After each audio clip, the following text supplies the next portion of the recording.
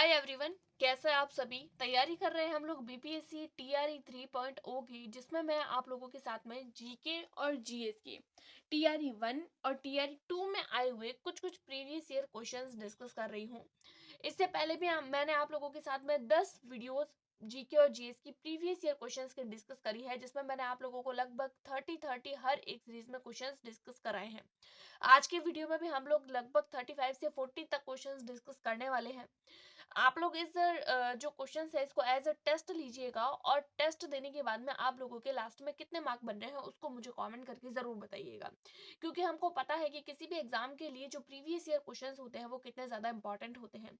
ये सारे क्वेश्चन है वो टीआरई 1 और टीआरई 2 में फर्स्ट टू 5, 6 टू 8, 9, 10 और 11, 12, क्योंकि जीके और जीएस का सबका सब में जो जीके और जीएस आता है और सबके लिए इक्वली इंपॉर्टेंट है। और ये वही क्वेश्चन है जो टीआरई 1 और टीआरई 2 में पूछे गए हैं। तो फिर चलिए क्वेश्चंस को स्टार्ट करते हैं। फर्स्ट क्वेश्चन हमारे पास में है, अलग अलग द्रव्यमान की दो वस्तुएं चंद्रमा के सतह के पास स्वतंत्र रूप से गिरेगी तो क्या होगा।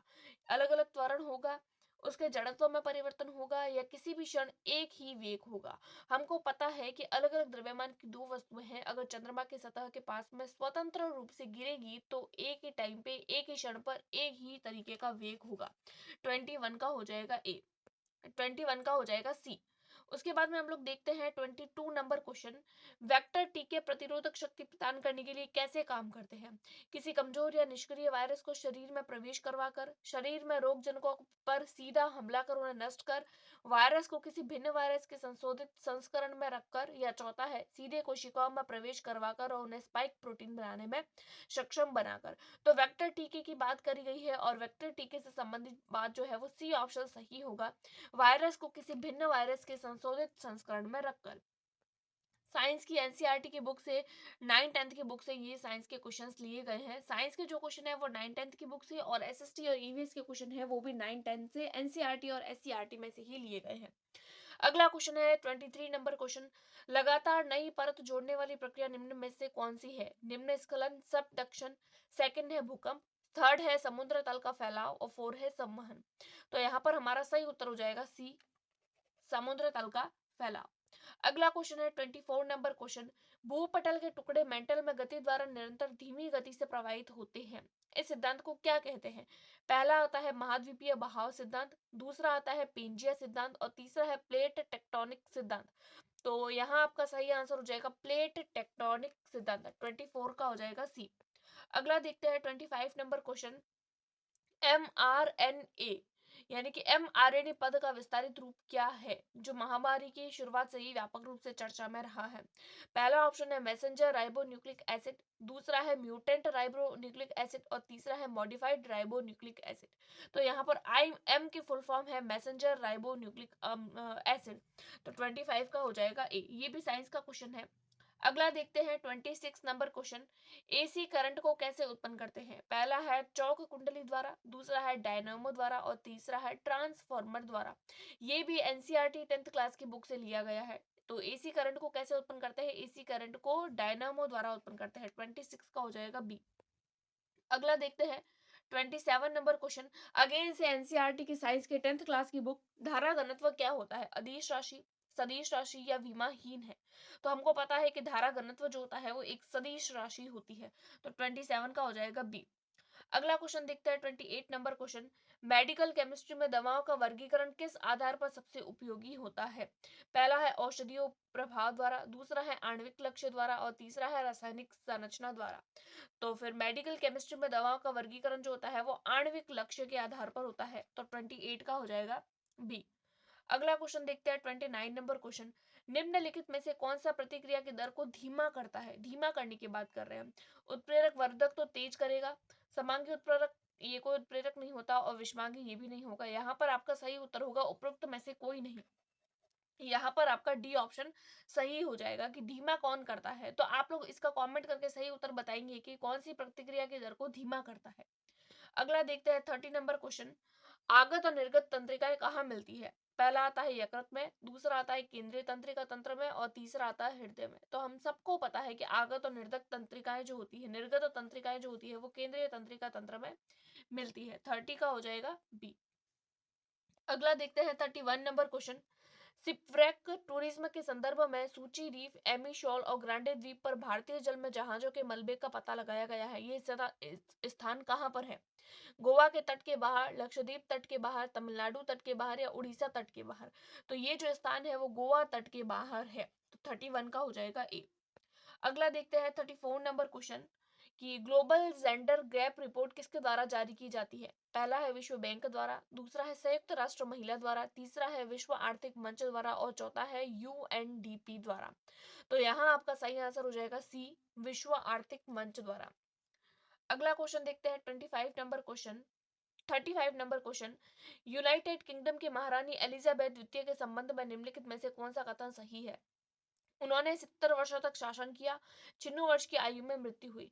68 वर्षों तक शासन किया, 94 वर्ष की आयु में मृत्यु हुई। 72 वर्षों तक शासन किया, 92 वर्ष की आयु में मृत्यु हुई। और 66 वर्षों तक शासन किया और 90 वर्ष की आयु में मृत्यु हो गई। तो महारानी एलिजाबेथ के संबंध में आपका ए ऑप्शन सही हो जाएगा कि इन्होंने 70 साल तक तो शासन किया था और 96 की एज में इनकी डेथ हो गई थी। अगला देखते हैं हम लोग, गुजरात में आयोजित डेफ एक्सपो 2024 का विषय क्या था? देखिए ये करंट अफेयर का क्वेश्चन है, अभी हम लोग स्किप भी कर सकते हैं लेकिन सामने आया है तो कर ही लेते हैं कि भारत उभरता हुआ रक्षा विनिर्माण केंद्र, दूसरा है गौरव का मार्ग और तीसरा है रक्षा के लिए तालमेल और चौथा है आत्मनिर्भरता। तो गुजरात में आयोजित डेफ एक्सपो 2024 का विषय जो था वो था गौरव का मार्ग, ऑप्शन बी। अगला देखते हैं 37 नंबर क्वेश्चन, यार्डिंग यूट महोत्सव का 3 दिवसीय उत्सव किस देश में मनाया जाता है? पहला आता है हमारे पास में, पहला है चिली, दूसरा है नेपाल, तीसरा है जर्मनी और चौथा है म्यांमार। तो ये जो फेस्टिवल है वो म्यांमार में मनाया जाता है। 37 का हो जाएगा डी। अगला देखते हैं 39 नंबर क्वेश्चन, नेट मीटरिंग को कभी कभी समाचारों में किसके प्रचार के संदर्भ में देखा जाता है? पहला है मोटर कारों में सीएनजी किट लगाना, दूसरा है शहरी घरों में पानी के मीटर की स्थापना करना, चौथा है एक बिल्डिंग तंत्र जो सौर ऊर्जा प्रणाली मालिकों को ग्रिड में जोड़ी गई बिजली को श्रेय देता है, और चौथा है घरों के सफाई में रसोई में पाइप द्वारा प्राकृतिक गैस का उपयोग करना।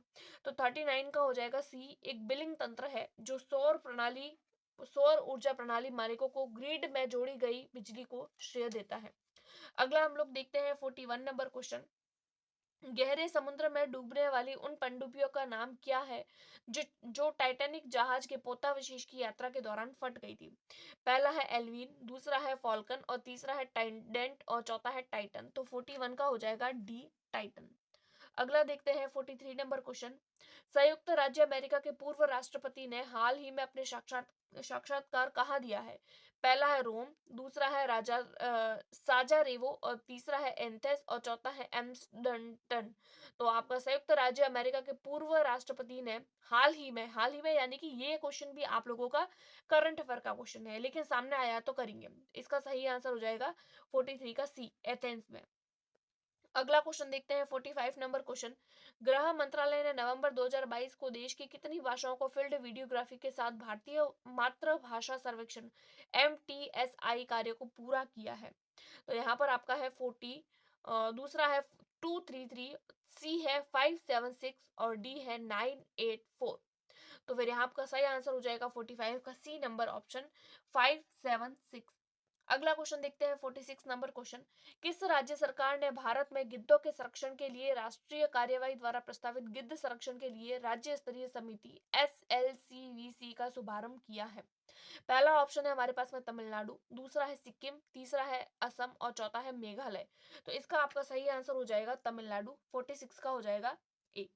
अगला देखते हैं 47 नंबर क्वेश्चन, 10 कैप्टिव नस्ल एशियाई विशालकाय कछुए एनोमिया एमिस मुख्य भूमि एशिया में सबसे बड़ी कछुआ प्रजातियों में से एक हाल ही में भारत के किस राष्ट्रीय उद्यान में छोड़े गए हैं? अगेन से करंट अफेयर का क्वेश्चन। तो आप लोग देख रहे होंगे कि करंट अफेयर के कितने सारे क्वेश्चंस पूछे जाते हैं। पहला ऑप्शन है नतांग की राष्ट्रीय उद्यान, दूसरा है पेरियार राष्ट्रीय उद्यान, तीसरा है पेंच राष्ट्रीय उद्यान और चौथा है कंचनजंगा राष्ट्रीय उद्यान। तो 47 का आपका हो जाएगा ए ऑप्शन, नतांग की राष्ट्रीय उद्यान, 47 का हो जाएगा ए। अगला देखते हैं 48 नंबर क्वेश्चन, हाल ही में किस देश ने फिर से अरुणाचल प्रदेश को भारत का एक अभिन्न अंग घोषित किया है? पहला है यूएसए, दूसरा है ऑस्ट्रेलिया, तीसरा है जर्मनी और चौथा है रूस। तो 48 का हो जाएगा आप लोगों का ए, यूएसए। अगला देखते हैं 49 नंबर क्वेश्चन, भारत के रुद्राक्ष बाला साहेब पाटिल ने काहिरा में ISS एफ वर्ल्ड चैंपियनशिप में पुरुषों के 10 मीटर एयर राइफल में कौन सा पदक जीता है? पहला है स्वर्ण, दूसरा है चांदी, तीसरा है कांस्य। तो फिर इसका आपका 49 क्वेश्चन का आंसर हो जाएगा स्वर्ण पदक, गोल्ड मेडल, गोल्ड मेडल जीता है। अगला क्वेश्चन देखते हैं 50 नंबर क्वेश्चन। राष्ट्रीय शिक्षा नीति 2020 किस ग्रेड से व्यावसायिक शिक्षा को मुख्य धारा की शिक्षा में एकीकृत करने पर जोर देती है? ग्रेड 6, ग्रेड 8, ग्रेड 10 या ग्रेड 12? तो आपका सही उत्तर हो जाएगा 50 का ए, ग्रेड 6। अगला क्वेश्चन देखते हैं आप लोगों का 51 नंबर क्वेश्चन। भारत ने किस देश के साथ में आर्थिक सहयोग और व्यापार समझौते ECTA पर हस्ताक्षर किए हैं? पहला है UAE, दूसरा ऑस्ट्रेलिया और तीसरा है यूएसई और चौथा आपका ऑप्शन था इनमें से कोई नहीं। तो यहाँ पर आपका सही आंसर हो जाएगा बी, ऑस्ट्रेलिया, 51 का बी। अगला क्वेश्चन देखते हैं 52 नंबर क्वेश्चन। सहज भाषा अधिनियम निम्नलिखित में से किस देश द्वारा हाल ही में पारित किया गया था, जिसमें सरकारी अधिकारियों को अधिकाधिक दस्तावेजों और वेबसाइटों में सरल और आसानी से समझ में आने वाली अंग्रेजी भाषा का उपयोग करने की आवश्यकता होती है? ऑस्ट्रेलिया, आयरलैंड या न्यूजीलैंड? तो इसका सही उत्तर हो जाएगा सी, न्यूजीलैंड, 52 का हो जाएगा सी। अगला देखते हैं 53 नंबर क्वेश्चन कि दुनिया के पहले पादप पराग कणों जिन्हें टिलम्बियान टिलियाडेम्बिट्स कहा जाता है कि टिलियाडेम्बिट्स जीवाश्म हाल ही में किस देश में पाए गए थे? अगेन से करंट अफेयर का क्वेश्चन है। पहला है ग्रीस, दूसरा है भारत और तीसरा है रूस। तो आपका सही उत्तर हो जाएगा रूस, 53 का हो जाएगा सी। अगला देखते हैं हम लोग 54 नंबर क्वेश्चन। सुर्खियां बटोरने वाला लिस्बन घोषणा किस इकाई के संरक्षण से संबंधित है? पहला है वायु, दूसरा है पर्वत और तीसरा है महासागर। तो सुर्खियां बटोरने वाला लिस्बन घोषणा जो है वो महासागर से संबंधित है, 54 का हो जाएगा अगेन से सी। अगला देखते हैं 55 नंबर क्वेश्चन। निम्नलिखित में से कौन सा जानवर सिंधु घाटी सभ्यता के लोगों को नहीं पता था? पहला है बैल, दूसरा है घोड़ा और तीसरा है हाथी। तो 55th नंबर क्वेश्चन का हो जाएगा बी, घोड़ा। अगला क्वेश्चन देखते हैं 56 नंबर क्वेश्चन कि निम्नलिखित में से कौन सा यूनेस्को विश्व धरोहर स्थल नहीं है? पहला है कुतुब मीनार, दूसरा है लाल किला और तीसरा है इंडिया गेट। तो आपका यहाँ सही उत्तर हो जाएगा कौन सा यूनेस्को विश्व धरोहर सरोवर में धरोहर स्थल में नहीं है? तो इंडिया गेट है जो राष्ट्रीय विश्व धरोहर स्थल में नहीं है, 56 का हो जाएगा सी। अगला देखते हैं 57 नंबर क्वेश्चन। भारतीय संविधान में भारत के नीति निर्देशक सिद्धांत की अवधारणा किस देश के संविधान से की गई है? पहला है इंग्लैंड, दूसरा है स्विट्जरलैंड और तीसरा है आयरलैंड। तो इसका सही उत्तर हो जाएगा 57 का सी, आयरलैंड। अगला देखते हैं 58 नंबर क्वेश्चन। सिक्किम राष्ट्रीय संघ का पूर्ण राज्य कब भारतीय संघ का पूर्ण राज्य कब बन गया था? पहला है 1974 में, दूसरा है 1975 में और तीसरा है 1976 में। तो आपका सही उत्तर हो जाएगा 1975, 58 का हो जाएगा बी। अगला देखते हैं 59 नंबर क्वेश्चन। निम्नलिखित में से कौन सी मुद्रा सबसे महंगी है? पहला है यूरो, दूसरा है पाउंड स्टर्लिंग और तीसरा है यूएसए डॉलर। तो यहाँ आपका सही उत्तर हो जाएगा सबसे महंगी मुद्रा जो है वो पाउंड स्टर्लिंग है, तो 59 का हो जाएगा बी। अगला क्वेश्चन हम लोग देखते हैं। बिहार सरकार ने, देखिए ये जो क्वेश्चन है वो आप लोगों का डिलीट कर दिया गया था जब रेट लगाई गई थी इस किसी किसी क्वेश्चन को लेकर, जब जो है वो डिलीट कर दिए जाते हैं, तो यहाँ पर भी ये क्वेश्चन डिलीट कर दिया गया था, इसलिए हम इस क्वेश्चन को डिस्कस नहीं करेंगे। अगला क्वेश्चन हम लोग देखते हैं कि क्या क्वेश्चन है। 61 नंबर क्वेश्चन। भारतीय कला में स्तूप, चैत्य और विहार का निर्माण निम्नलिखित में से किससे संबंधित है? पहला आता है आजीविका संप्रदाय, दूसरा आता है वैष्णव संप्रदाय और तीसरा आता है बौद्ध धर्म। तो 61 का हो जाएगा सी, बौद्ध धर्म। अगला देखते हैं 62 नंबर क्वेश्चन कि भारतीय हस्तशिल्प के संदर्भ में बिहार में सुजीनी क्या है? सुजीनी एक प्रकार का कांच का बर्तन है, नहीं। एक प्रकार की शिल्प धातु है, नहीं। एक प्रकार की कढ़ाई, हाँ ये एक प्रकार की कढ़ाई है, 62 का हो जाएगा आपका सी। अगला क्वेश्चन हम लोग देखते हैं 65 नंबर क्वेश्चन कि निम्नलिखित में से किस बंदरगाह को मुगल काल के दौरान बाबुल मक्का, मक्का का द्वार कहा जाता था? पहला आता है कालीकट, दूसरा आता है सूरत, तीसरा आता है कैम्बे और चौथा आता है ब्रोच। तो बंदर कौन सा ऐसा बंदरगाह था जिसको मुगल काल के दौरान बाबुल मक्का कहा जाता था? तो वो था सूरत, 65 का हो जाएगा बी। अगला क्वेश्चन देखते हैं 66 नंबर क्वेश्चन। अष्टप्रधान मंत्री परिषद थी, अष्टप्रधान मंत्री परिषद किसकी थी? पहला आता है गुप्त प्रशासन में, दूसरा आता है चोल प्रशासन में और तीसरा आता है मराठा प्रशासन में। तो अष्टप्रधान जो थी वो मराठा प्रशासन से संबंधित थी। तो 66 का हो जाएगा सी। लास्ट एंड फाइनल आज का क्वेश्चन, बोधिसत्व पद्वाणी की पेंटिंग कहाँ स्थित है?